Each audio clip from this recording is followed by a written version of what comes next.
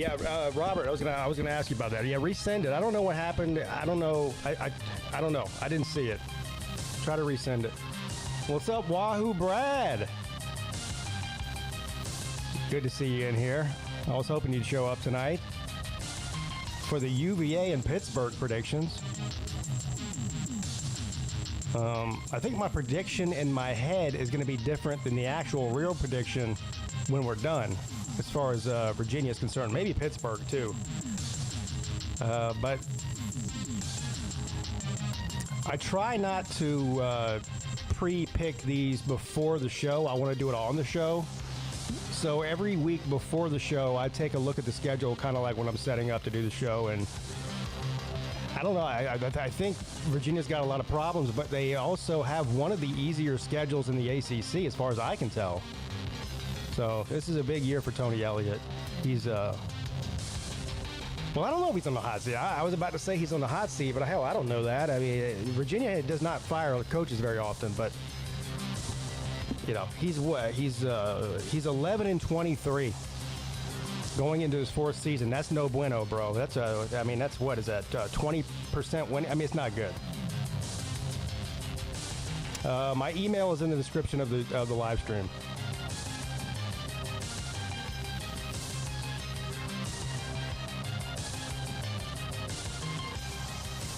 Jeremy, I want to eat that steak. UVA is a baseball skew. Yeah, and a basketball skew, too. They sure are. I don't know. I had high hopes for Tony Elliott. I mean, I liked it. I liked him when he was a Clemson coordinator. So I've always rooted for the guy. But it hasn't been going well. We'll see if he can turn it around this year.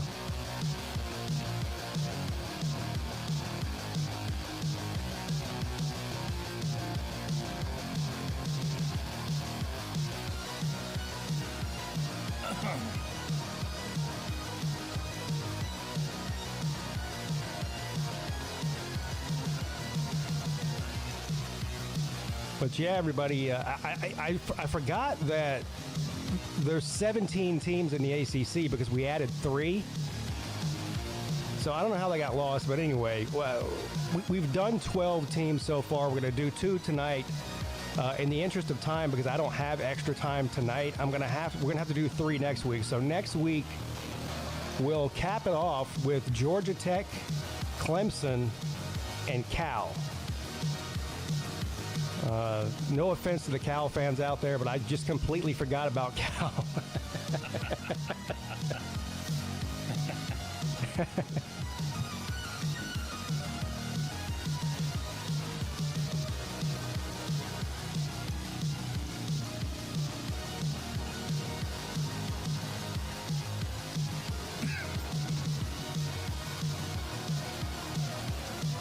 I'll check it right now, Robert. It's just easier this way if I check it now. Yes, I did get it. So here's what I'll do, Robert, since I told you I would do this. I will, well, for anybody who doesn't know what we're talking about, Robert asked me on one of my other shows last week if I was going to be doing a fantasy football league on the channel, and I said, no, I'm not dealing with that. I said, if you want to set one up and send me the link, and people want to join it, I'll put the link out there. So that's what I'll do, starting tomorrow on the midday show, and then every other live show after that until football season starts. I'm assuming this starts week 1 of the football season, right? Like every other fantasy football league. It's NFL for anybody who cares. There is no money involved. It's just for bragging rights and shit talking, that kind of thing. It has nothing to do with me. I'm just doing it for Robert.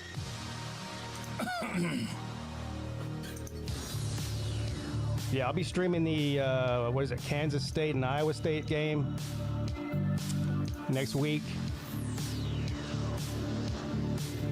Then, of course, week 1, I got to go through the schedule because we've got like 5 days in a row. Let me turn this music off. What's up, Sea Dog? Hey, man. We've got like 5 days in a row of football week 1. I think it starts on Thursday and it goes all the way through Monday.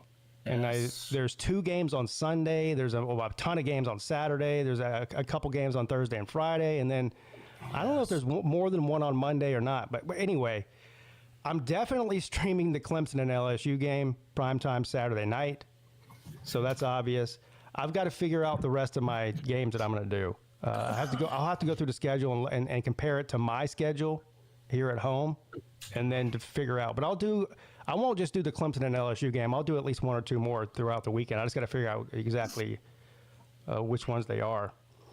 Look who we got here on the panel in the back room here. Well, he's been waiting for this. Yeah. Hey. Yes, I have. Boy, I'll tell you what, man. It's not. It's not like I haven't been on the last 4 of your live streams waiting for this one. Yeah. And look, we didn't really show any favoritism to any teams when we did them. It was the only teams that got favoritism when we did them was Clemson and Georgia Tech, because I'm a Clemson fan, Sea-Dog's a Georgia Tech fan, so we saved that for last. But everything else was just kind of like picking like names out of a hat. But on a win, yeah. Yeah, but oh yeah, I get that. I was just talking about how terrible Tony Elliott's been doing at Virginia for the past 3 years with a record of 11-23. But when I was doing my little research for the Pittsburgh prediction, Pat Narduzzi's been at Pittsburgh since 2015, I think. And he's 72-56. That's a 70% winning. I mean, that's not anything to sneeze at. And also, he's, other than Dabo Swinney and Mike Norvell now, he's the only other current active coach in the ACC that has won an ACC title. So, yeah, that's the life of a Pitt fan. Yeah. Now, Pittsburgh had a pretty embarrassing year last year. You guys won your first, 4 or 5 games and then went on a massive losing streak. Is that how I remember it? Hey, we won our first 7 and then lost our last 6. Yeah, right. Yeah, so you went 7-5 in the regular season, then lost your bowl game. Which is, I mean, I would almost rather just be shit from the get-go than start out with 7 wins and then just lose every other game for the rest of the year. I mean, what could go wrong went wrong last year. I don't think I've ever seen us be riddled with that many injuries where we lose almost every single starter on the offensive line to season-ending injuries. And then 2 of those linemen are now in the NFL. So hopefully the transfer, Jeff Percy, we brought in from Michigan, he'll start. He's starting. Now so hopefully that relevates the pain. Your starting quarterback, I think, is going to be Eli Holstein again, right? So yeah, that's actually the first time since Kenny Pickett that we returned the same quarterback we had the year prior. Yeah. I mean, he did all right last year. He didn't play all 12 games, though, did he? No, he played 8 games. He's 7-1 as a starter. And then during the Louisville game, when he was already down on the ground, Louisville defensive tackle fell on the back of his leg, shattering it. Yeah, that's right. I remember that now. So he was on a win streak, and when he went down is kind of when the season started to fall apart. Yeah, when he went down, that's when the season went down. And it didn't matter who was at quarterback, especially after the fact that when he went down, we lost Branson Taylor, our starting right tackle, during the Clemson game. He tore his ACL.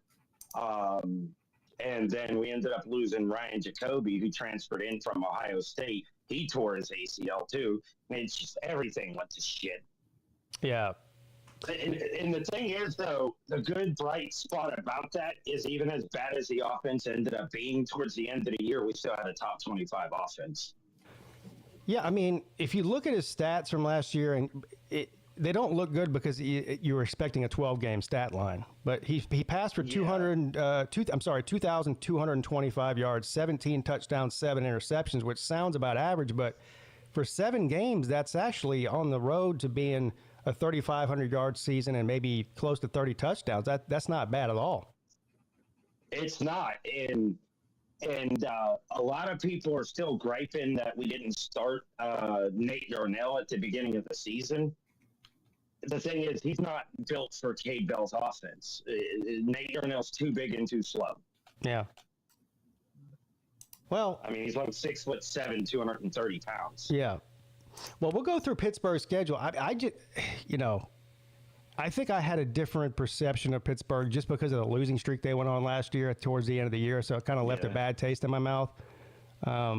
Maybe I'm a little bit too down on Pittsburgh this year. I'm assuming that your quarterback is 100% now, right? Is that what they're saying? Oh yeah, he's 100%. Right. He was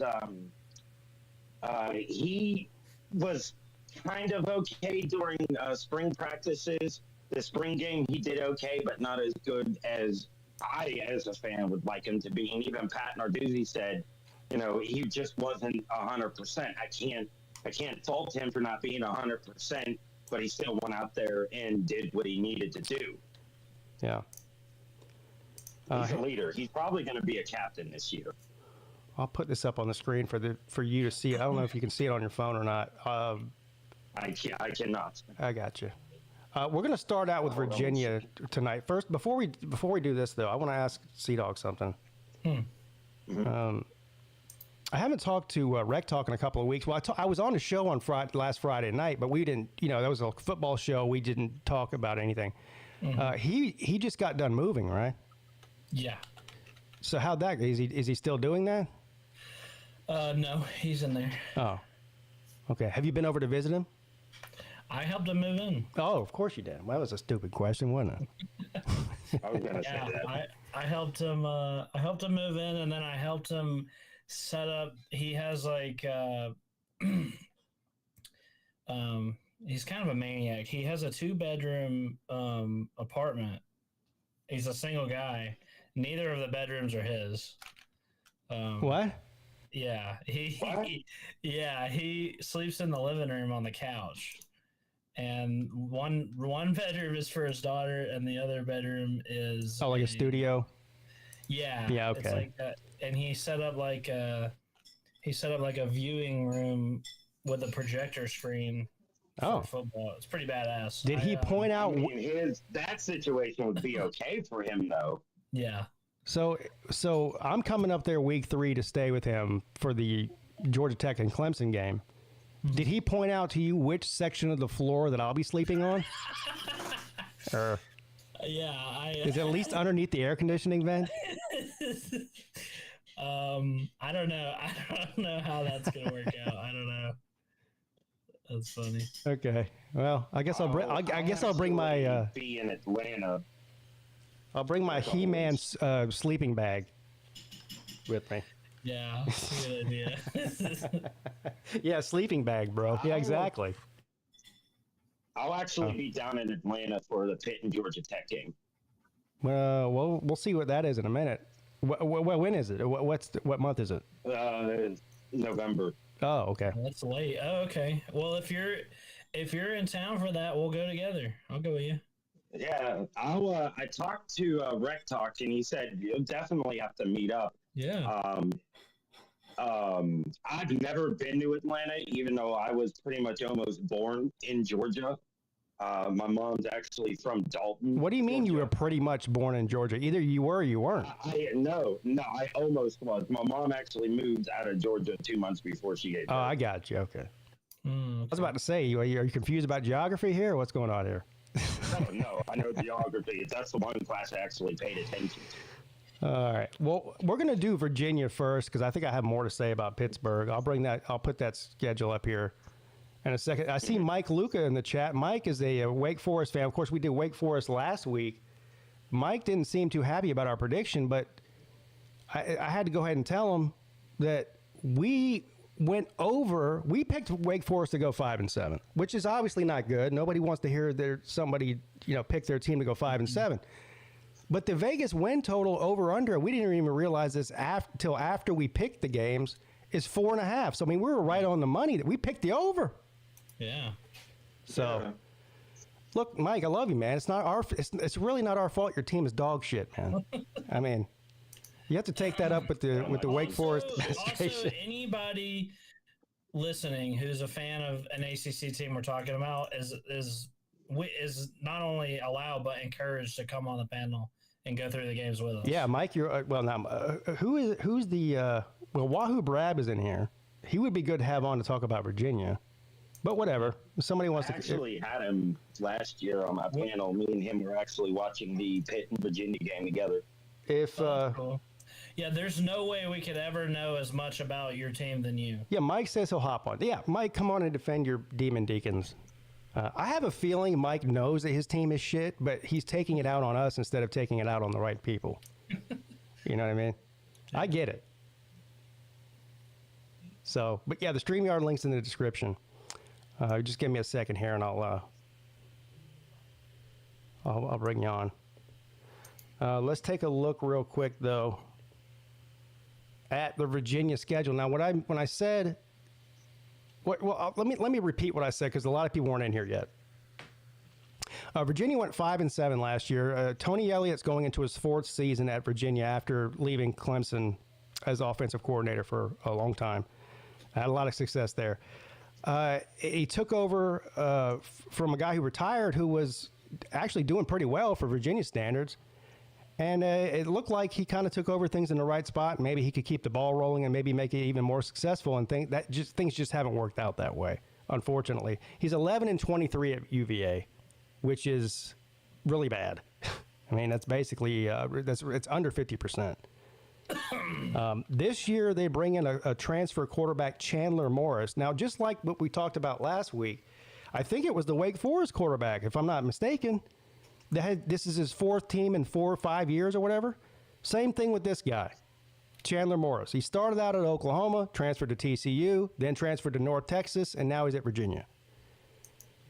So it's hard to really tell how good of a player he is based on the fact that he's transferred 3 times already. You know. So, but if you look at Virginia's schedule, and I hope that Tony Elliott has a year and a good year this year. I do, and his schedule sets up favorably. They dodge really all the best players in the ACC. I mean, the best teams in the ACC. They dodge Clemson, they dodge Miami, they dodge Georgia Tech.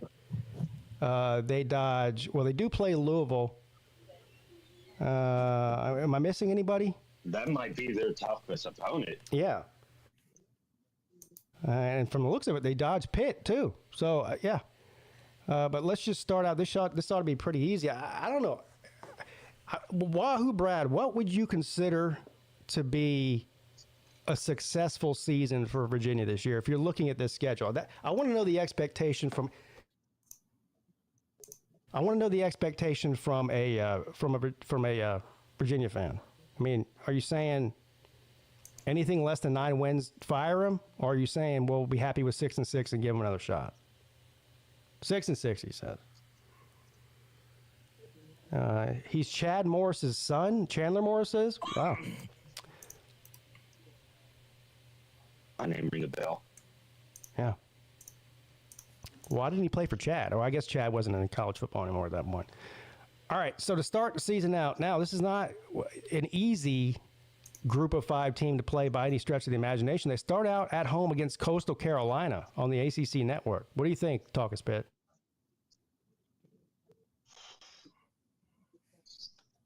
I think they win that game, but barely. Who's they? And I mean, but like Virginia. Oh. I think they win that game by 7 points or less. All right, so you're giving the win to Virginia there. I got to keep tabs here. Mm-hmm. Write this down. There's my notebook. All right. What about you, C-Dog? Yeah, Virginia. I think Virginia too. I think Coastal's not relevant anymore. Coastal's quarterback is the one that transferred to Wake Forest. Is that right, Mike? I don't think so. I know we have Robbie Ashford from South Carolina. I'm thinking about Duke. Duke is the one that got Duke got the transfer from Coastal Carolina. Don't they have Mensa from Tulane too? Yeah, hold on. Let me find my notes here. It's one of the ones we did recently. Texas quarterback transferred from Duke? I got both those teams wrong. It's one of the teams we just did recently in the past couple of weeks. Anyway. I agree with both of you. I'm going to take Virginia against Coastal Carolina, too. They're replacing their quarterback, young coaching staff, just don't know much about them. So I'm taking Virginia there. I don't either. All right, so we got them at 1-0. I'll go first on this one. They follow that up September the 6th at NC State. Now, see, here's the thing. We've already picked a lot of these teams, so I already know who I picked in a lot of these games, and I can't really go against what I said before. Unfortunately, I would love to pick against NC State here, but I can't do that. The game's in Raleigh, so I'm taking NC State here.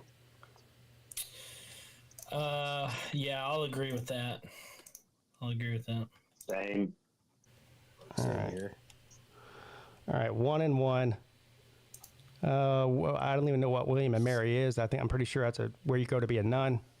So it's a small private school. I believe that's. Yeah, I was going to say it's a small school in Virginia. I think actually technically it's public, but it's super small. Yeah. All right, so we're going to give them a win there, 2-1.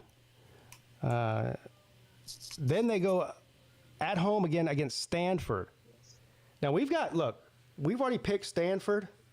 Sea-Dog, do you remember what we had Stanford as record? We had them at like 2 wins or something. I thought it was 1-11. It was 1-11. We really have a 1-11? Yeah, we had Stanford winning one game. It wasn't this game, was it? No, it wasn't this game. Okay. No. So I'm going to stick with that.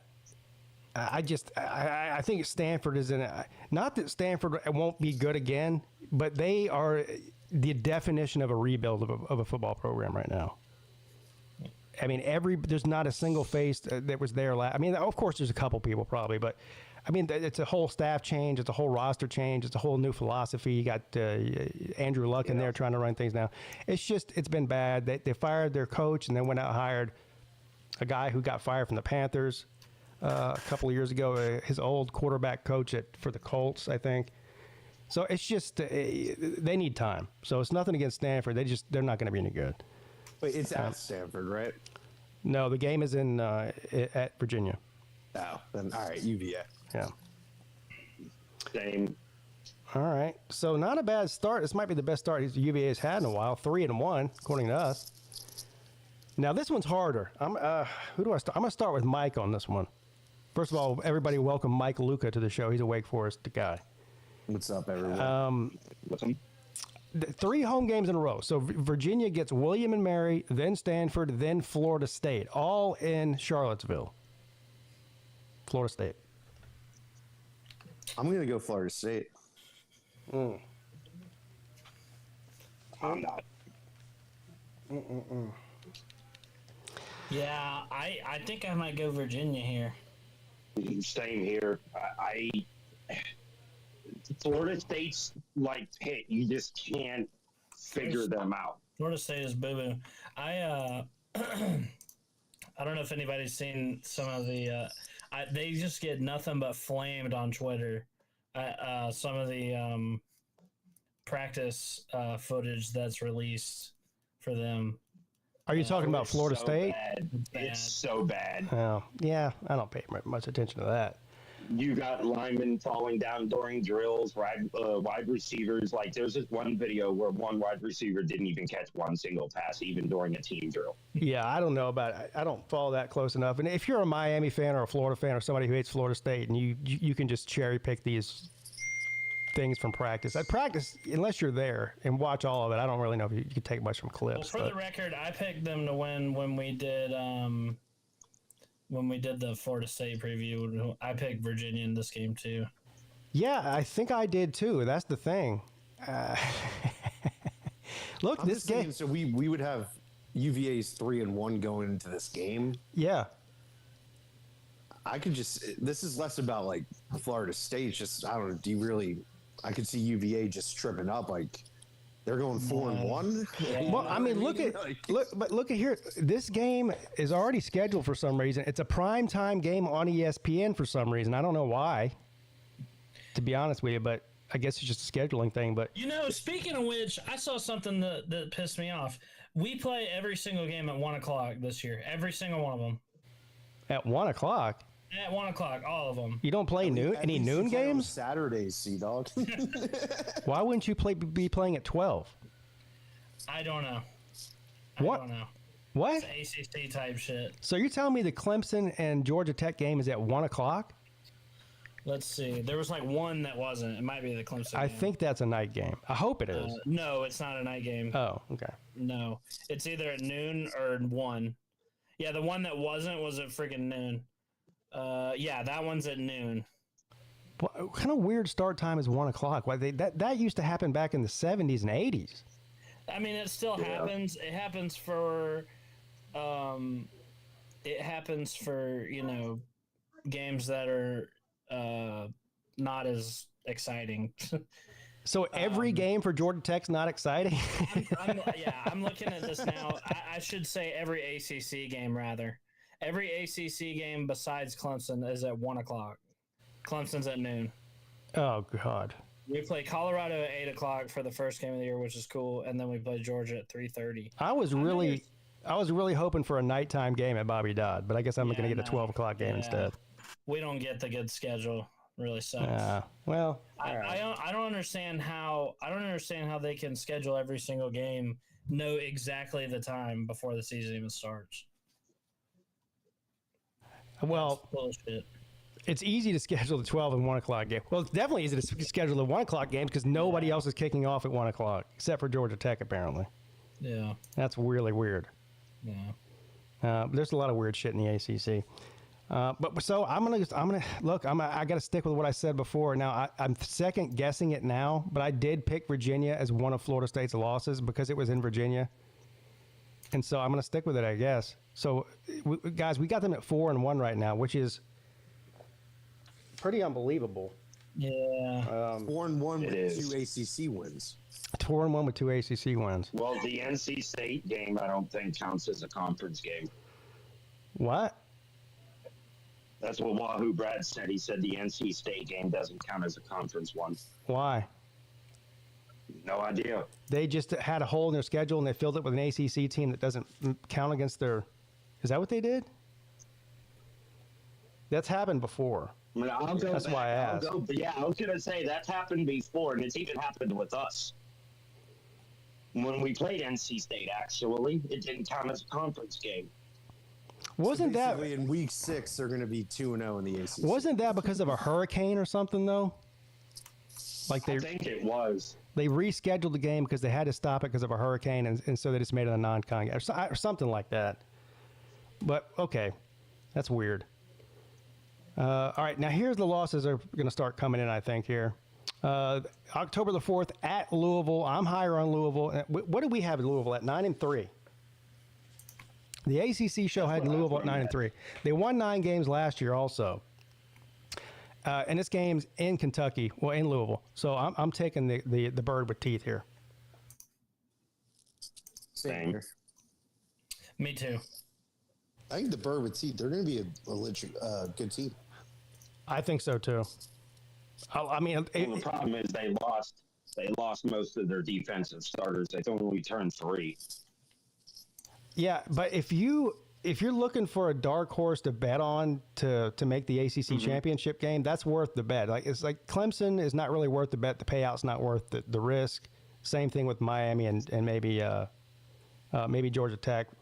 But Louisville's a good value if you're looking to bet on, on the odds there. Well, yeah, that's who. When I did my Louisville prediction video like a week ago, I picked them as the dark horse to win the ACC. Yeah, you and a lot of other people. So, anyway, I've got them losing that. So, is anybody picking Virginia to beat Louisville in Louisville? No. All right, 4-2. At North Carolina.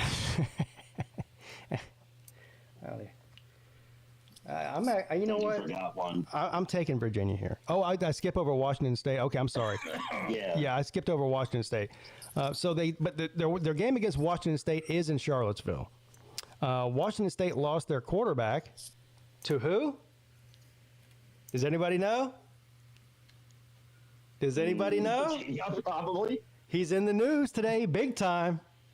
Is it? Oh, Oklahoma. Yeah. Yeah. Yeah, the He guy likes who was gambling with his lunch gambling. money. Yeah. Yeah. Oh, that's got to be a joke. There's no way anybody's that dumb. Come on. He might be that dumb, dude. These are like 19-year-olds that have. But the like, thing is, CTE though, damage. a lot of those photos have been popping up all over Twitter, saying the same thing about other players who haven't even played college football in a few years. It's like people are just making it up just to make people look bad. Here's the thing. He already made a statement about it, so that was his Venmo, and he did say those things. Okay. So that's not in dispute anymore. According to his statement, is that because anybody who sends Venmos or Cash Apps, they make you put a description in there, and so a lot of people put funny things in there. Yeah. And so he was saying it was a joke. Obviously, he was 18 years old. This didn't happen this year. I mean, this was like 3 years ago, 2022, I think. So, and that was when he was I think he was a freshman at Washington. He was either a freshman at Washington State or he's about to be a freshman. Anyway, he was already signed on to play with the Cougars. Oh. He says it was just a joke. That you have to put a thing in there. They put stuff in there like that to be funny, and it was. I always when I send somebody money, I always put feet pics. Feet pics, yeah. See now, but see, here's what I think's going to happen. Nothing, because he said it wasn't for betting, and I don't think they can prove it was. Yeah. You can't prove it. You can't prove it. No. And why is it just now coming up 3 years later? Well, because somebody took the time to go through his Venmo page, which is apparently public, which I don't use Venmo, so I don't know anything about that, but I'd be horrified. I don't think anybody has access to my PayPal or Cash App accounts publicly, so I don't know why Venmo would do that. That seems silly to me. I use Venmo. I didn't even know they did that. Well, apparently there's a setting on there you can set it to public or private, but if you don't make that setting, it automatically sets it to public. So somebody clicked on. Here's the way I understand it, and I might not know what I'm talking about. You can find somebody on Venmo, click on their profile, and unless it's private, you can look at all their transactions. No, you're 100% right. That's crazy. Yeah, why would Venmo allow that? I think when they started, they were trying to make it more like social media, kind of. But I mean, it's like putting out your bank statements. It's yeah, like right. Do they put the account numbers and everything? No, it just says what the transaction is, and then whatever the description is, and who's sending to who. Mm-hmm. So it'll an account number or anything like that. No, it'll just say like PigskinPeete sent Mike Luca $200 for whatever I put in there. I could put feet pics or whatever. Like a pizza emoji. Okay, yeah. dog. But the point is, I don't know why they would do that. Second of all, I don't know how they can prove unless they track down the guy he sent the money to and he confesses, yeah, we made a bet and he's paying me on a bet, which isn't going to happen. I don't know how they can punish him for something that's not really provable. Can I also give White, it might be a hot take, I'm not sure, but as long as you're not betting on your own team or own games, I really couldn't care less. Well, but that's a slippery slope. You don't want college athletes betting on college football. I don't care, because even if they're not betting on their own team, they may like their best buddy from high school might play for a different team and he's got inside information on UCLA or USC, and he could be like, look, man, bet against us this week. Our fucking top 2 offensive linemen are hurt and our quarterback's is hurt, but they're not telling anybody. So bet against it. So it has to be an all or nothing type of thing. So I understand exactly why they do what they do as far as no betting on sports if you're in that sport. And it's an NCAA rule. I just don't know how they're going to prove it. That's all I'm saying. But anyway. Also, Pete, even to your point, even if they hunt down that dude and he's like, oh yeah, he paid me for a bet. It's been like 3.5 years. How do you still can't prove it. It's still he said, she said. Right. So I don't think anything will happen. You also have to get a warrant from Venmo, but there's no criminal activity. So yeah, I don't know about a warrant. Yeah, you're talking about the police now. Well, it is a criminal activity. It's against. Well, first of all, he was 18 years old at the time, so gambling at 18. True, yeah. Sports gambling is definitely illegal. But he hasn't admitted. I guarantee this is what happened. He woke up this morning or last night when somebody probably texted him and said, "Hey, this is all over the internet. You betting on sports on college football in 2022." I'm sure he's probably got a lawyer. His lawyer probably said, "Look, they can't prove shit. Tell them it was a joke, and then it'll go away." That's if I'm guessing, that's probably what happened. I don't think the state of Washington really has much interest in going after an 18-year-old kid for a $20 college football bet. Not enough to get a warrant. No. They probably don't even have the money to do so. Yeah. Shit, the statute of limitations probably ran already. So, but he is. That too. But anyway, they are replacing him at Washington State. He just transferred to Oklahoma this offseason. So I'm gonna this game's in Charlottesville. I'm gonna give this to Virginia. That's just me. I don't know. I just don't know enough. There's too many question marks. I know more about Virginia than I do about Washington State, and the fact that it's in Virginia is the only reason I'm doing that. I mean, I don't really know. I'm gonna go Washington State. Okay. I'm going to go Washington State, but the only reason why is because Washington State's starting quarterback this year is most likely going to be Pitt's backup quarterback from last year. Julian Duggar transferred to Washington State. All right, so it's 2 against 1. What do you think, Sea-Dog?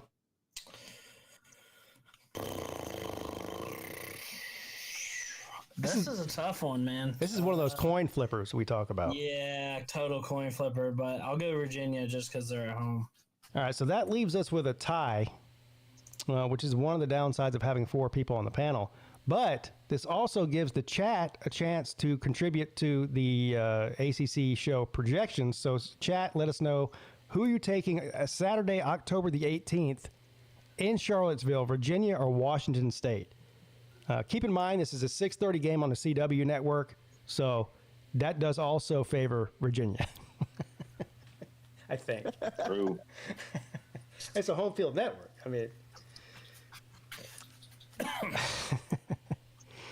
I think, well, we've only got, nobody seems to care. We've only got 1 vote. So Mike 3883 is officially the 5th panel member. Matt says Wazoo. Mike says Washington. Oh, wow. They feel disrespected. Mike, the only reason Mike picked Washington State is because he likes Cougars. That checks out. Wow. That does check out. All right, so we'll go. This actually kind of might set things more realistic anyway. 4 and 3. Yeah. Going into both figuratively and literally into Chapel Hill, North Carolina the following week against the Fighting Bill Belichick's and his 25-year-old girlfriend. Is she that old? Well, she's 26, I think. No, I'm just kidding. Yeah. I don't know. Maybe she just had her 27th birthday. I don't know. They actually banned her from practices and shit. Well, I would too. Yeah, because she's always up. Like every question that Bill Belichick tries to answer legitimately, she's like, no, he's not answering that question. Yeah, imagine she's like And walks North into one of Carolina got sick of it. the quarterback meetings, walks in there, starts giving her 2 cents on coverage. That's pretty much what it was. Not that she gave her 2 cents on coverage. It's just, I honestly think Belichick got sick of her too, to be honest.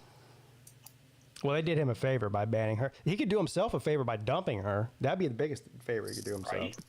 It's true. But hey, look, he's a grown man. She's of age. Whatever you want to do, buddy. Have fun with that. It's not going to end well, though.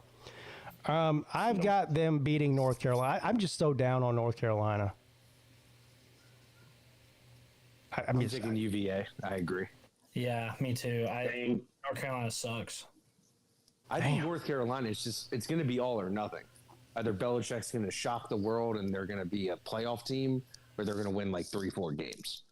I don't think there's. I'm going with the 3-4 games. No, same here. Yeah. Did Griswold Griswold even return as QB, or did he leave? No. Shit. They got no, they got a transfer. Of course. Yeah.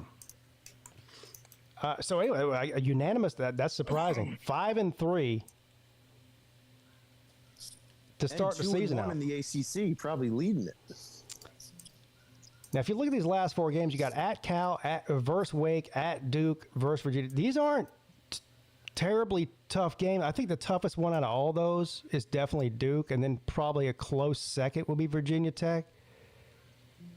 But I don't know, man. I think they could beat. Now, this game's in California, if that matters. And then at home against Wake. Mike, do you remember who you said I only picked Wake Forest to win 2 games last year. Was this one of them? No, I'm not sure. I think you had a over-under ACC wins at 0.5. So maybe, but. Wow. Half a win. I'm taking Virginia to win this one, too. I'm going to take Cal. I'm taking Virginia. California lost way too much. Their quarterback's gone. Both their running backs gone. The whole entire offensive line's gone. So we're just making UVA like a borderline ACC contender. Like, well, no. You got to maybe. now they only have 1 ACC loss. So far. What you got, C-Dog? This probably has to be the easiest schedule in the entire conference. Yeah.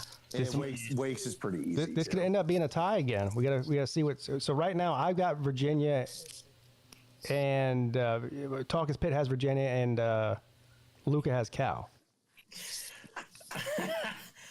Damn, I'm kind of leaning towards Cal. There you go, C-Dog. I'm kind of leaning towards Cal. I do think the California thing matters more than people their think. second week on Maybe the road. so. It might. Yeah.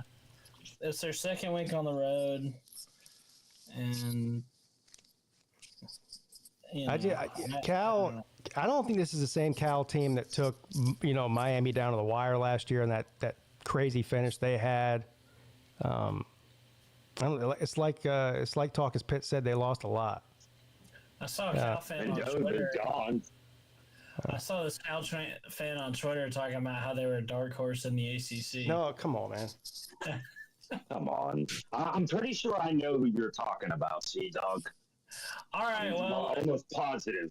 All right, well, I'll go Virginia then. Holy shit, 6-3. They're already bowl eligible with 3 games left.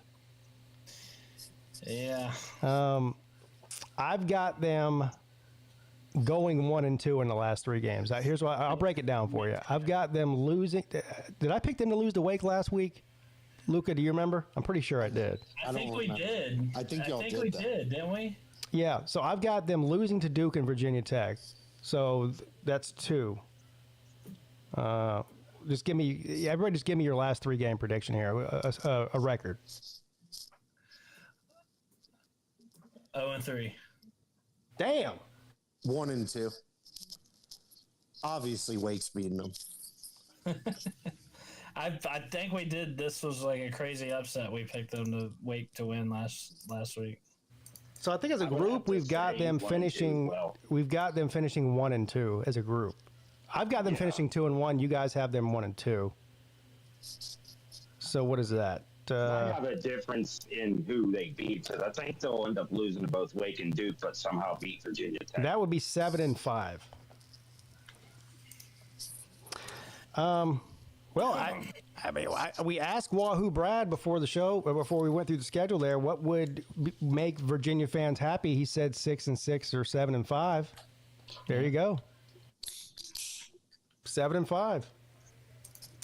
Which I believe would be Tony Elliott's best season so far if he wins 7 games there. Oof. That probably will save his career. I don't know. That might be a nightmare for the athletic director. He probably wants him to either win 10 games and go to the ACC championship game, or go 1-11 so he can justify firing him.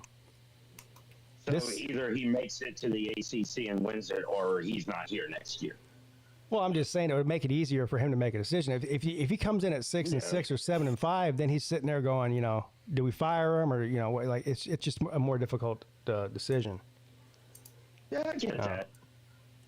So, but there you go, 7-5. Who's gonna want the job though? This might be the first prediction for a team that we've done that I look at it and I go, "There's no fucking way they're going 7-5." Yeah, I don't think. You know what I mean? I think 6-6. That's why I had them 0-3 in the last 3 games. Why is Washington State on the schedule for no reason? That's a good question. I mean, their non-con schedule is not very good. Their ACC schedule, which is not their fault, they don't control the ACC schedule, but it's also they just got lucky or unlucky to not play any of the really good teams in the conference. So I don't know. It's kind of a boring schedule, honestly. I mean, Louisville's interesting. I guess NC State. I guess North Carolina, just because it's Bill Belichick. But outside of that, kind of boring.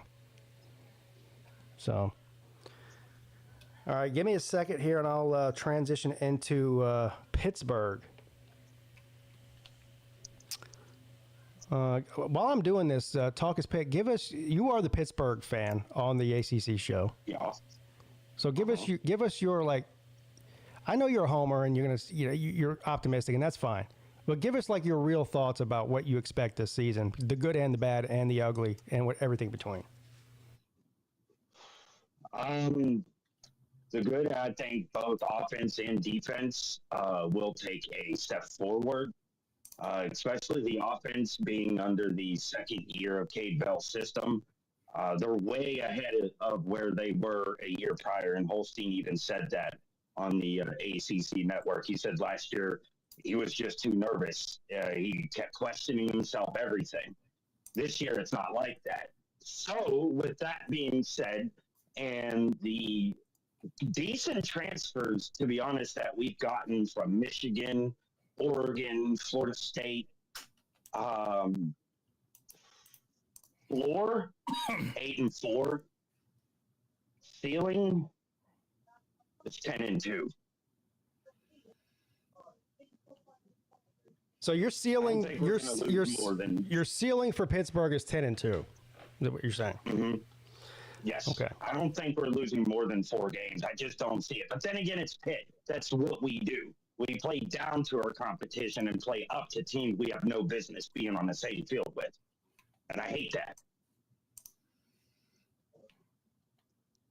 I'm trying to figure out if I'm happy that you're waiting till week 3 to play the backyard brawl, or if I wish it were earlier. I guess you'll take it anywhere you can get it. And there's so many good games week 1. Maybe throwing that one in there wouldn't make any sense. Well, that's how when they did the contract to bring back the backyard brawl, that's the only spot either team could actually fit into the schedule. So it was a scheduling issue. I think we should see that game every year, so I'm not going to complain where it is in the schedule. Yeah, and it's not going to be here next year or the next 4 years after that. That's just sad. It is. I blame both institutions. I'm not just going to sit here and trash West Virginia. This is on Pitt, too. Because we both have openings after the backyard brawl ends this year. I don't get it. Well, we're seeing this a lot more and more. It's not just that rivalry. Some of the biggest rivalries in the history of the game are going away. It's not a great, but it's inevitable. Unfortunately. That's why I'm not complaining about it too much, because I already know there's going to come a time in the day where West Virginia is probably no longer a rival.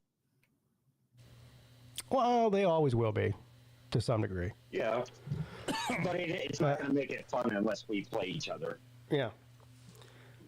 So I'll do the sort of preemptive stats here. Pitt's breaking in Eli Holstein, his second year on the team. He started, I think you said, 7 games last year, then got hurt. He was originally an Alabama signee. I think he transferred from Alabama a couple of years ago, and he's been with them ever since. He's been with us since late 2023.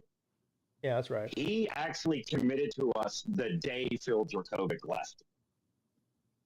Okay. So, but not a bad stat line for 7 games, 2,200 yards, 17 touchdowns, 7 interceptions. Pat Narduzzi going into his 10th year. 11th. 11th. Yes, yeah. So his first season was, so 11th year. His first season was 2015. He's got a record of 72-56, which is not terrible. He also has an ACC championship in 2021. Other than Dabo Swinney and Mike Norvell, the only active coach in the ACC that could say that. So he's not doing.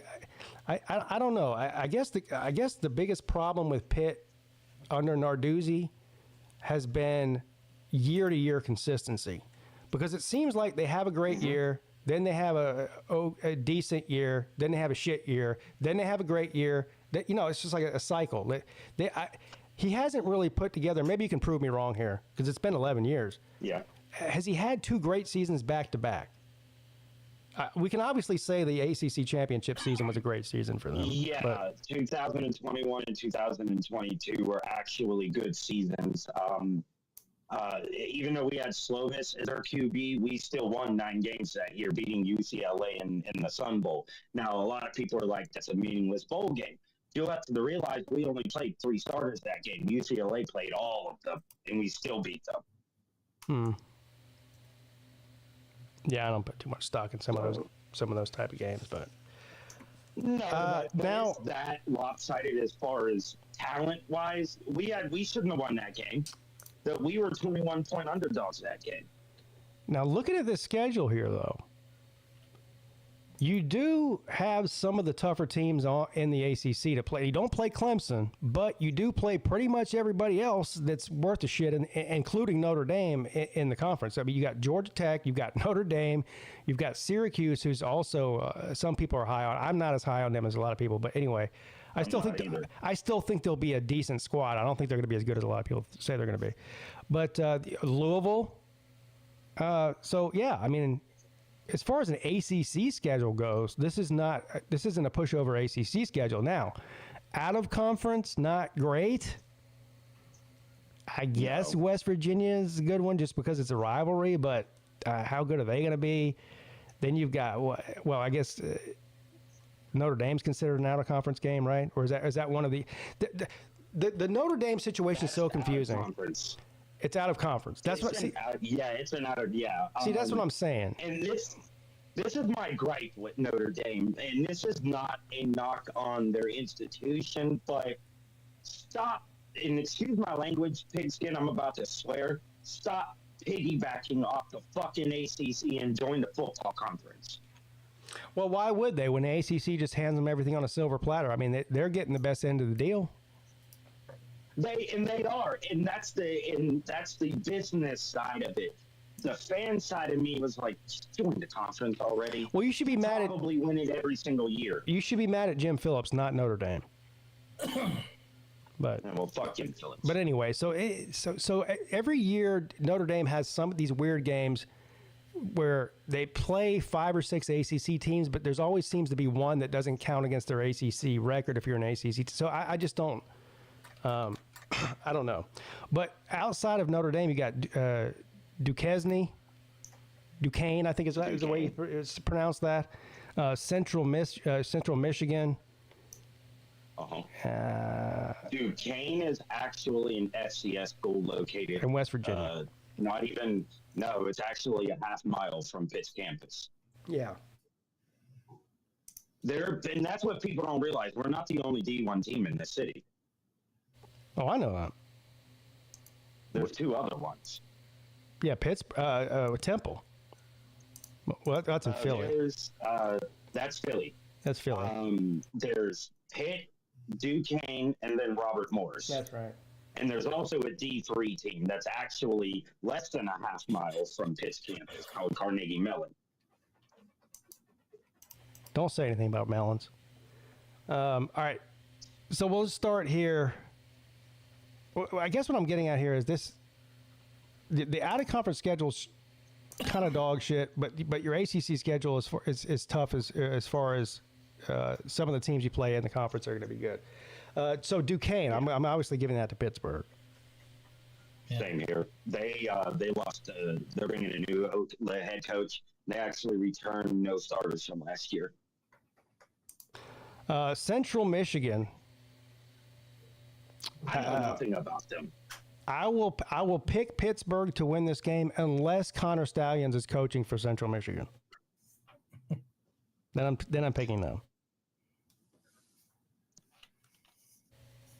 I'm picking Pitt. Okay. I mean, Nobody got my reference there, I guess. I got what you were saying. You know what? Actually, no, I'm just going to keep Pitt. I'm not even going to go what if, because then that's going to make me remember Western Michigan. How many Michigan teams? There's Central Michigan, Northern Michigan, Western Michigan. Is there a Southern Michigan? I mean, they've got every single corner of that shit state covered, don't they? School. Good God Almighty! All right, well, I've got them beating them, so I think we're at 2-0 here for Pittsburgh. The backyard brawl, September the 13th at West Virginia. Of course, last year it was in Pittsburgh. This year it's in West Virginia. Rich Rod back in Morgantown. How do you feel about that? Coming from Pittsburgh, I got to hear a Pittsburgh fan take on this. What do you think about Rich Rod? I actually like him as a coach.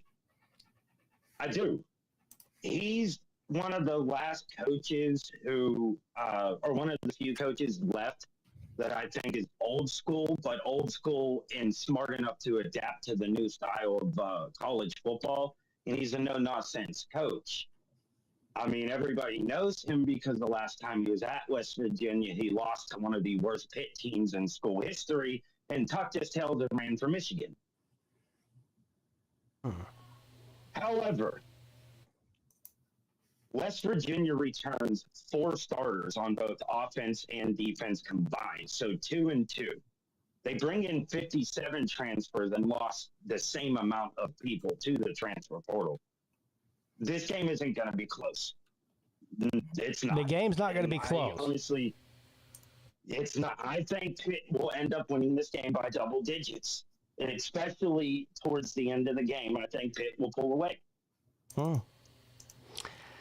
I get that it's in Morgantown. I get it. And 9 times out of 10, I would have picked Pitt to lose because that's exactly what I picked the last time they were in Morgantown in 23. And I actually picked them to lose last year as well. No, I believe you. So I'm going to go ahead and agree with you here. I'm not a Pittsburgh fan. So this isn't me being a homer at all.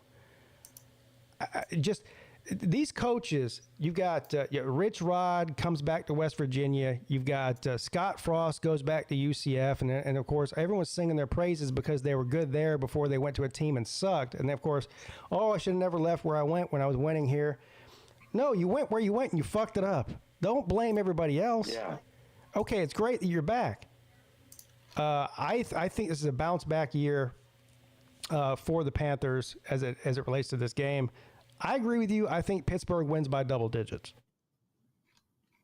I do too. I mean, when you return 16 starters on Pitt's side of the ball, and then West Virginia returns 4 or 5, I actually believe it might actually be even been more than 4 or 5. I'd have to look.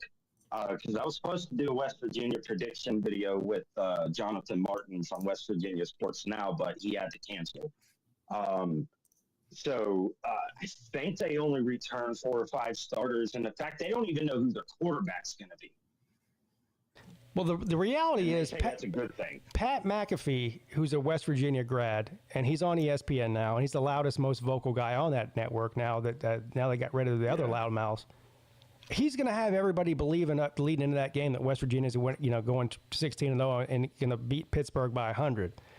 That's all good for TV, but eventually they got to actually play the game. And the thing is, West Virginia fans pick West Virginia to win every single year. And I'm really not trying to be disrespectful. I'm trying to change how I talk to people on social media, mainly because how they treated me. So I got the idea that I could treat them like shit too, and that's not always the best, Yes, it is. Always treat them like shit. That's my advice. Okay, well, all right, then I'll continue. Yeah. Mountaineer Paul. I don't know if anybody knows who that is. He works for the Locked On podcast network, and him, Coos, who I respect Coos with the utmost respect. But if you can't put aside the fact that you're a fan of that team and look at it objectively, I do not think you should be sitting on YouTube as an analyst of any kind, amateur or pro, and telling people this is what West Virginia is going to do when you can't even look at the picture itself and realize you suck. And then you're going to make fun of our culture because Pitt allows their kids to go out to barbecues and an amusement park on downtime. It's not my fault you guys have to practice. It sounds to me like you're having some sort of argument with him through this channel right now that I have no idea what you're talking about. Oh, no, So, this barbecues and whatnot, I don't know anything about. But what I do know is that Pittsburgh. Well beyond him. What I do know is Pittsburgh's a better team than West Virginia in 2025, so I'm taking the Panthers. What do you think, Sea-Dog? As much as I'd love to pick West Virginia, I don't know. Pitt usually wins this game. They've been winning it lately. Yeah. And I think I'll just go with them. Well, that's going to make it 3-0. I don't know how you feel about this, Mike, but we got 3 people all said Pittsburgh. Did we lose Mike? Yeah, he's gone. I just realized that. Well, he started hearing you talk about barbecues. He jumped right off. Probably got hungry. All right. Well.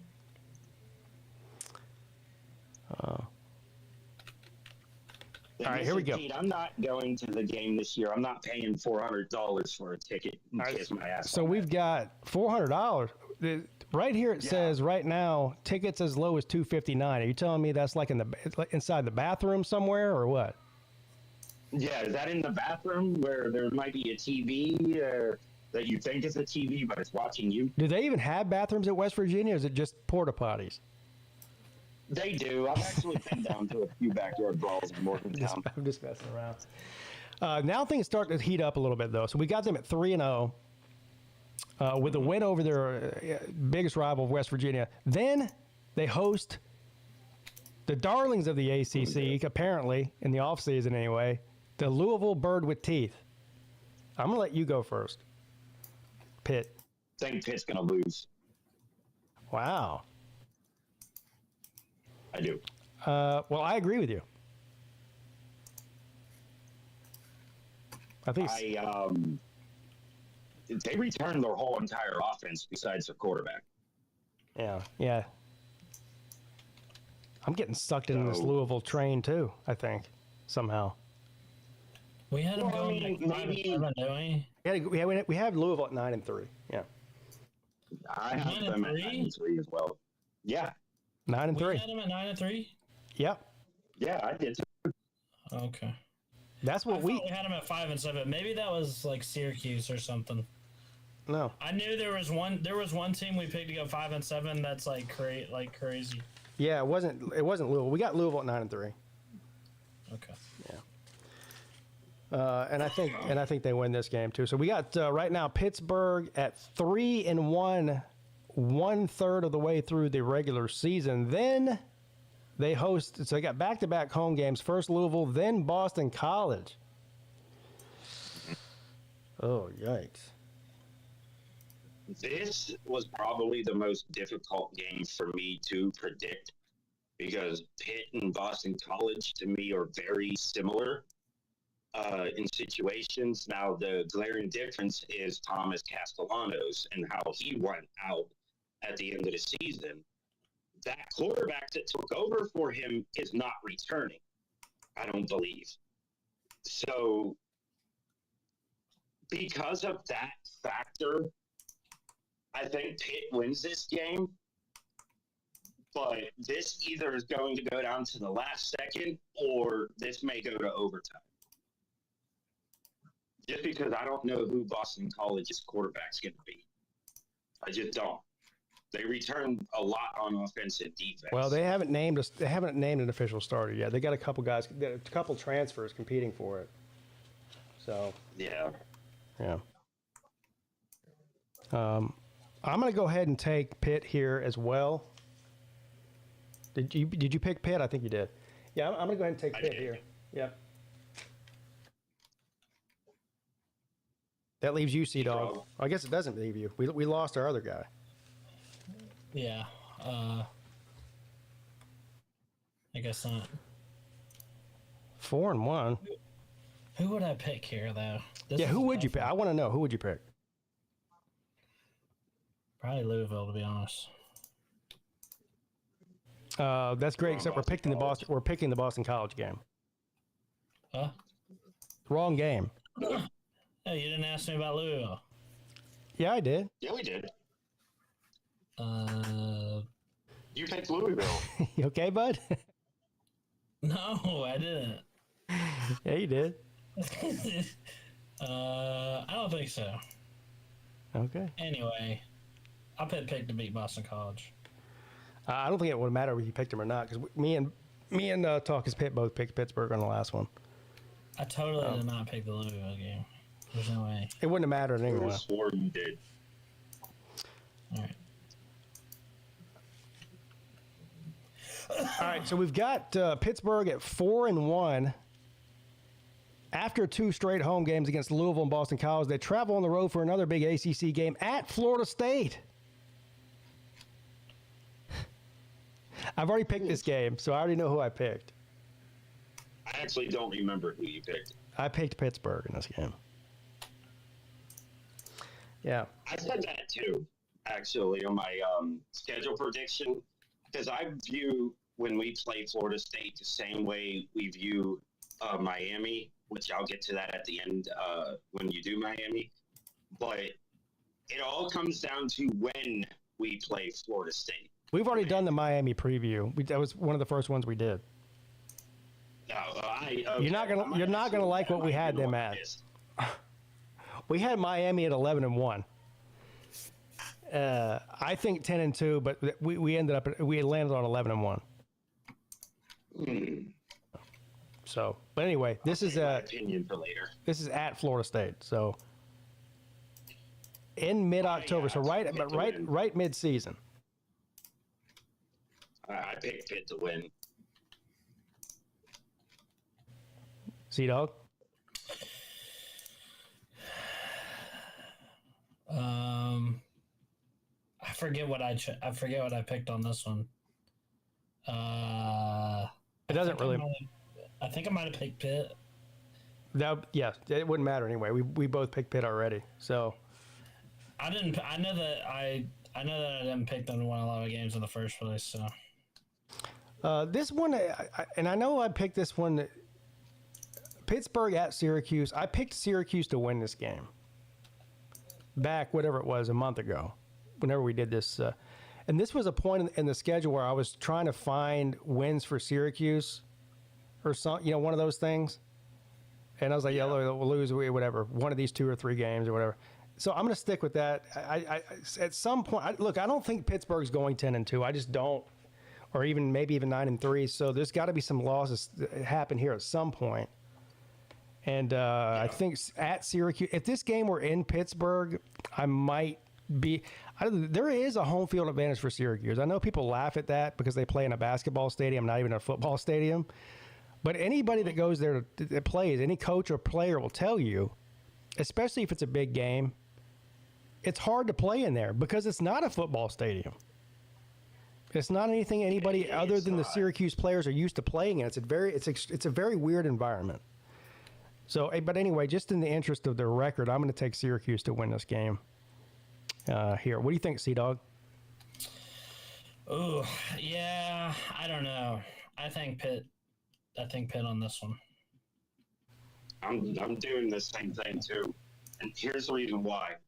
For us, it's not a difficult place to play. It's not. In the past 25 years, we've lost to Syracuse only 5 times. Only one of those times have actually been in Syracuse. Only one. All right. Well, fair. That's fair. In Syracuse on their own field. There you go. Fair point. And that's why I had you on here to clarify stuff like that. Yeah. So good stuff there. Any of us know that stuff. I'm going to continue the games versus NC State. But I'm going to continue the Pittsburgh love here. I'm going to take Pitt to beat NC State. Same. We got to finally beat NC State in something. We've only beaten them 3 times in any sport combined since we've joined the ACC. That includes football. We actually haven't beaten them in football since we joined the ACC. We played them 3 times. Well, a lot of love going around tonight for Pitt. They're at 7-1, even with, no matter who Sea Dog picks. Dang. Here. But hey, this is where it turns the corner, buddy. The last 4 games at Stanford, Notre Dame, at Georgia Tech, and then Miami.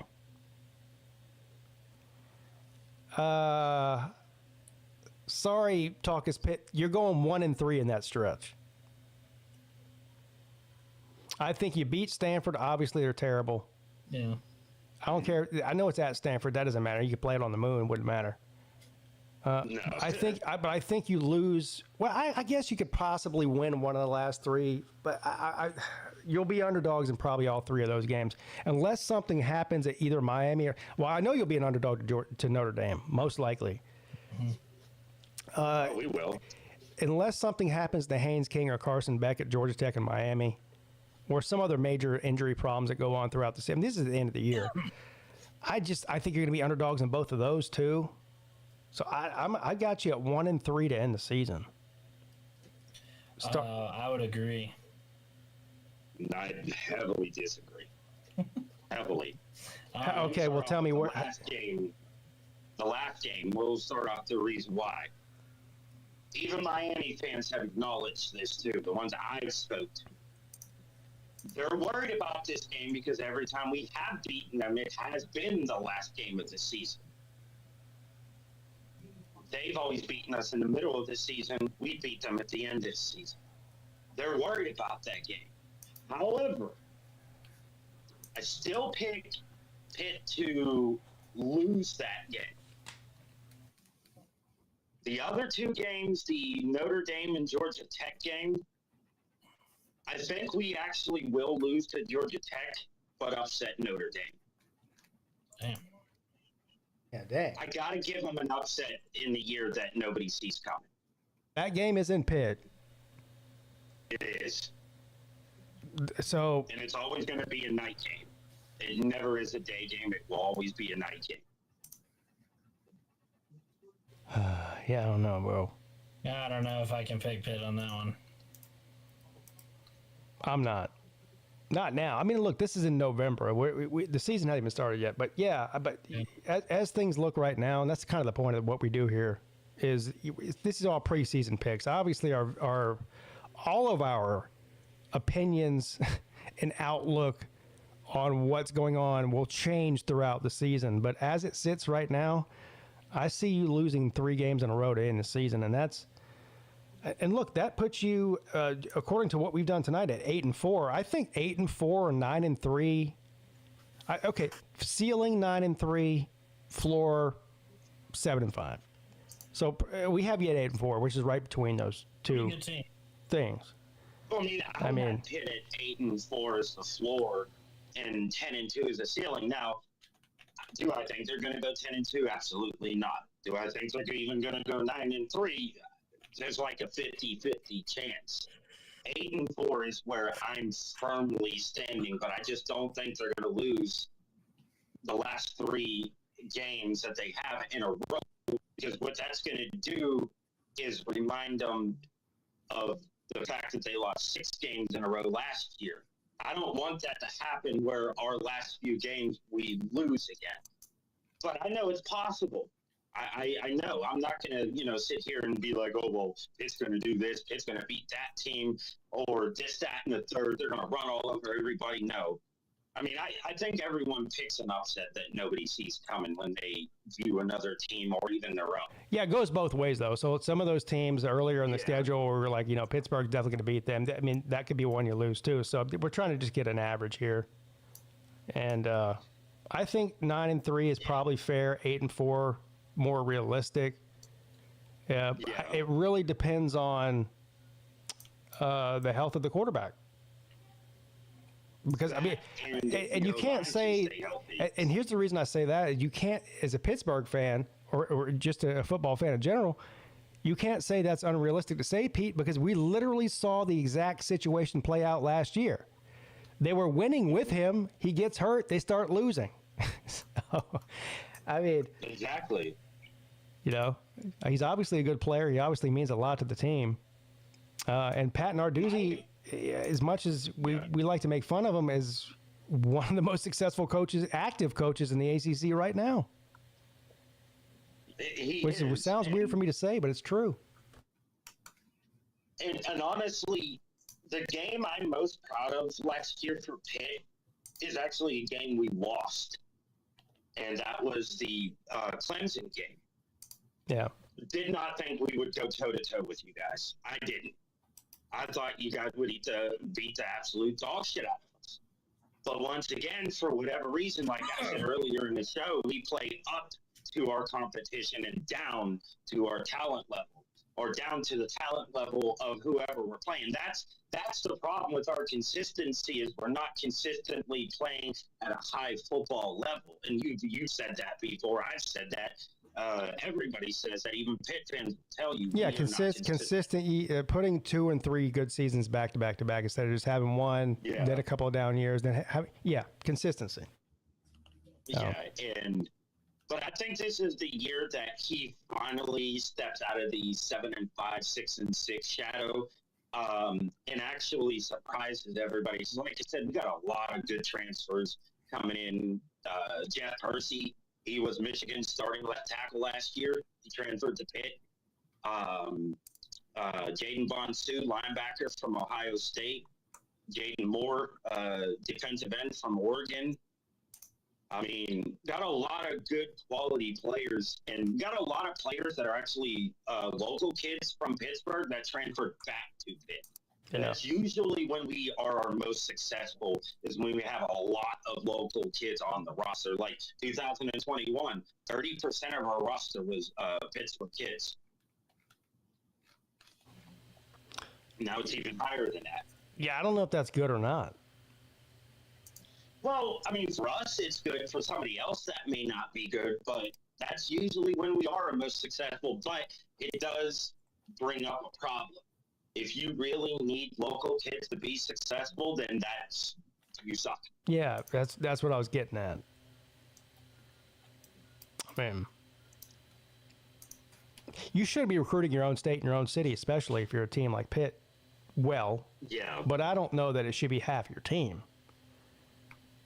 Well, we I don't want to say we had a lot of turnover, but we had a lot of turnover as far as players who did not play that left the team. Some ran out of eligibility. Some are in the NFL, and most just left to greener passes, if you want to call it that. Yeah. Like Julian Duggar, he went to Washington State. He's going to be their starting quarterback. Nonetheless, if you would have asked me before tonight's show, like without looking at the schedule, Pete, and going through game by game like we just did, what do you think Pittsburgh's record's going to be? I probably would have said 7-5, 8-4. 8-4, yeah. And so I would have said the same damn thing.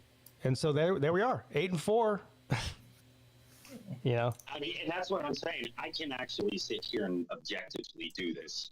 That's the one thing. I may not make good videos or whatever the case may be. And to be honest, I really don't give a shit if you like it or not. I no longer care. But I can still objectively do it and put the fact that I'm a Pitt fan aside. Yeah. Well, there you have it, guys. We have UVA at 7-5, which would be a minor miracle, honestly. If the schedule kind of works out for him, and I'm pulling for Tony Elliott. Can you imagine?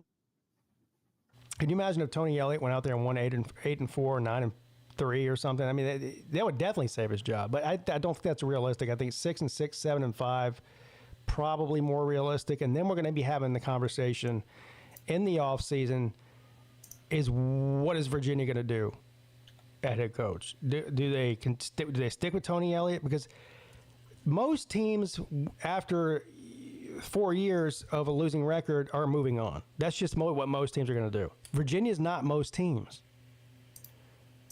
They wants the job, though? Well, a lot of people in the group of five, or I mean, it's still a Power 4 job. It is. So it is. I don't know.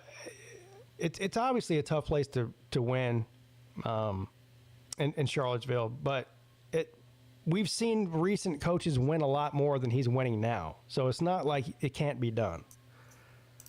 I mean, hell, Virginia played against Clemson. What was that? What year was that? 2017? In the ACC title game. What year was that? He's right.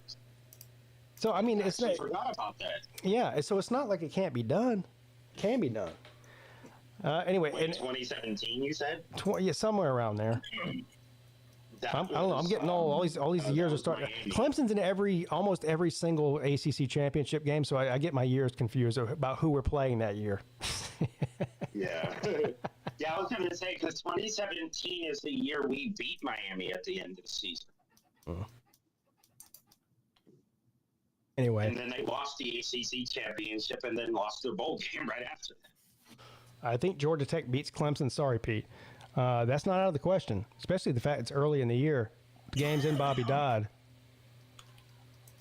And the game's at noon. Now, the fact that I'll be there in the stands is not good news for Georgia Tech. I just haven't seen Clemson lose in person very many times. I've seen it, but not very many. Plenty. Not very many times. I got about over 90% win percentage as a fan in person. I've only seen Pitt lose twice in person. Well, that's good. One of them was to Georgia Tech. There you go. Cheezel Nasty. 2016. I was close. I said, what did I say, 17? Yeah. Yeah. 2016. And then I've seen Pitt lose to Tennessee. So there you guys have it. 7-5, 8-4. The only 3 teams we have left to preview, which will be next week, because next week is week 0. So we're trying to get this done before the first official game is kicked off. We've got the almighty Cal Bears. And then the 2 that everybody's been waiting for on the ACC show, Georgia Tech and Clemson. We might have to try to get some. We need to try to get Rec Talk on here for Georgia Tech. I need to get a Tater Man on here. I don't know how many Tater Mans even still like me. I might have to be rolling solo. Y'all know any Clemson fans that would want to come on? The ones that I get along with, not really. I was about to say Slaw, but I don't know. No. I mean, because lately, I don't know what it is, but lately, Clemson fans on Twitter, and I should expect this because it's Twitter, for whatever reason, have been coming after us. I don't know why. Coming after Pittsburgh? Fan base, why would they come after Pittsburgh? I don't know. Like, all of a sudden, I said something about Clemson because there was this Clemson fan on Twitter that says they think Clemson could win a national title. And I was like, I think you need to pump it a little bit. And then out of the blue, I get blown up from Clemson fans saying, I don't know what I'm talking about. I'm just a Pitt fan. I'm like, you do remember. Yeah, that's called Twitter, man. Don't even, whatever. Yeah. Yeah. And I was actually baffled because when I went down there in 2016 when Pitt played Clemson, like, I never had to pay for food or alcohol. Actually, I'm pretty sure you get back to my hotel room, so I don't remember getting back there. Oh, that's no good. Anyway, next week we'll preview those 3 teams: Cal, Georgia Tech, and Clemson. And we'll stack it up at the end of the year. Like, look, we've been doing this for like 3 or 4 years, right, Sea-Dog? Ever since, I think, COVID. Yep. Yeah, like 2021 might have been our first year. So we're going into 4 or 5 years of doing these predictions, and I'm telling you, you guys can say what you want. We are pretty spot on. Everyone tells us how stupid we are in September, in August. But at the end of the year, when we tally up, it's always pretty damn close to reality. We always get one or two teams way off, right? That happens with everybody. But most of these teams, we get pretty close within a game or so. Sometimes spot on. So we'll see. Thank you for coming on Talk is Pitt, and also Mike Luca. I don't know what happened to him, but he had to drop out early. Thank you to both of you for coming on and giving your thoughts on these teams and on this schedule coming up. And hopefully we'll see you again soon. Good luck to your Pitt Panthers this year. Thank you. All right, man. Talk to you later. You too. Anyway, there's Talk is Pitt. And, you know, football season's back when people like Talk is Pitt and Mike Luca and Wahoo Bragg start coming back around. You know what I mean? Yeah. I love it. Smell it in the air. Good times. Yeah, man. I really can't wait. I'm getting excited. I'm super excited. Yeah. It can't get here soon enough. Especially week 1, dude. It's like the most stacked week 1 ever. Yeah. Yeah, the week 1 games are insane this year. Yeah, they're great. There's a bunch every day too. It's not just one day. You got 5 days of entertaining openers. Yeah. The week 0 is not great, but hey, it's better than nothing. But at least there's one. I like it when there's at least like one thing that's like watchable. Sometimes they have stuff like on week 0 that's like I would never watch otherwise, which sucks. But well, I was sitting around this weekend. Of course, it was raining all weekend, so I couldn't go outside anyway. But I mean, I was watching preseason NFL games all day. Yeah, you know, and I don't care about preseason NFL, but it was football. Yeah, I was like, sign me up. Yeah. So same thing with week 0, but yeah, it should be a good start to the season, and then after week 0, it should really get rolling. So, so we'll be back to do it again, everybody, next Tuesday at 7 p.m. to preview the last 3 teams. I'm gonna try to get a group of people on here to, because it's Georgia Tech and Clemson, we're gonna try to get it moving. So, all right, man, Sea-Dog, thanks. We did it again, buddy. Great show. Yeah, man. And I'll see you again next week. All right, man. I'll see you then. All right, buddy. Later. All right, everyone. That's going to do it for me as well. I'll tune in tomorrow at 11 a.m. on my second channel. If you're not subscribed to my second channel, I don't know why you're not. It's in the description of the video. It's called the Peete Podcast Show. I'll be doing the midday show tomorrow at 11 a.m. So stop in for that. What else do I got to announce? Oh, next week, the return of the Lunch Money Show on the Uncle Lou channel. We were talking about betting. And there should be a lot to discuss about that for a lot of different reasons. And also the return of the call-in show on Wednesday nights at 10 p.m. throughout the season, with the exception of 1 or 2 weeks that I won't be available. But yeah, starting next Wednesday, the call-in show.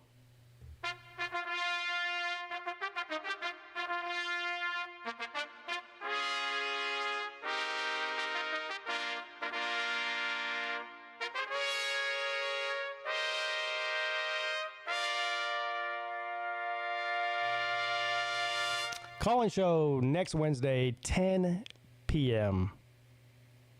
Let's do it. All right, everyone. Have a great rest of your Tuesday. I'll see you very soon.